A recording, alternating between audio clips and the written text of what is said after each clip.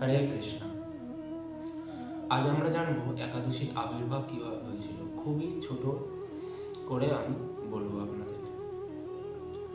বড় করে বলতে গেলে অনেক বড় কাহিনী, কিন্তু আমি যেহেতু ছোট ব্লগ বানাচ্ছি তো ছোট করে আপনাদের সামনে বলছি একাদশীর আবির্ভাব কিভাবে হয়েছিল। ভগবান শ্রীহরি একদিন গরুড়ে চেপে যমরাজের মন্দিরের দিকে যাচ্ছে যমরাজের সাথে কথোপকথন করার জন্য। তখন যমরাজ যথাবিধি ভগবানকে দেখে সোনার সিংহাসনে বসিয়ে ভগবানের পূজা অর্চনা আরম্ভ করলেন।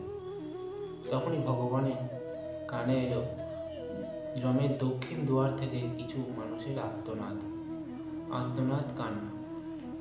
তখন ভগবান শ্রীহরি যমরাজকে জিজ্ঞাসা করলেন, ওখানে ওই মানুষেরা এত কাঁদছে, আর্তনাদ করছে কেন?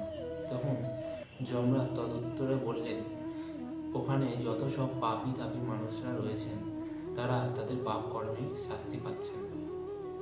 তখন করুণাময় ভগবান ভগবানের করুণা হলো তাদের ওপর, যে আমার সন্তানরা এত কষ্ট পাচ্ছে। তখন ভগবান সেই পাপীদের সামনেই ভগবান একটা অপরূপ নারী মূর্তি একাদশী উপবাস হিসাবে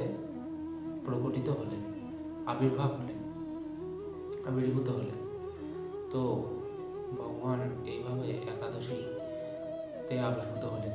এবার এই একাদশী করলে কি ফল সেটা আমরা জেনে নেব। একাদশী করলে পাহাড় সমান পাপও বিনষ্ট হয়ে যায়, পূর্বকৃত যত পাপ বিনষ্ট হয়। একাদশী করলে সুখ সমৃদ্ধি বৃদ্ধি পায়। একাদশী করলে ভগবানের প্রিয় হওয়া যায়। এটাই সব থেকে বড় পয়েন্ট, যে একাদশী করলে আমরা ভগবানের প্রিয় হতে পারব এবং ভগবানের কাছে বৈকুণ্ঠ ধামে ফিরে যেতে পারব। একাদশী করলে ভগবান খুবই খুশি হন। ভগবান আমাদেরকে কৃপা করেন যাতে আমরা ভগবানের ভক্ত হয়ে উঠতে পারি। হরে কৃষ্ণ। তো আজকের আলোচনা আমার এইটুখানি। যদি ভিডিওটা ভালো লাগে লাইক করে দেবেন এবং সকলকে দেখার অনুরোধ করছি ভিডিওটি, এবং সকলকে দেখার সুযোগ করে দিন। হরে কৃষ্ণ।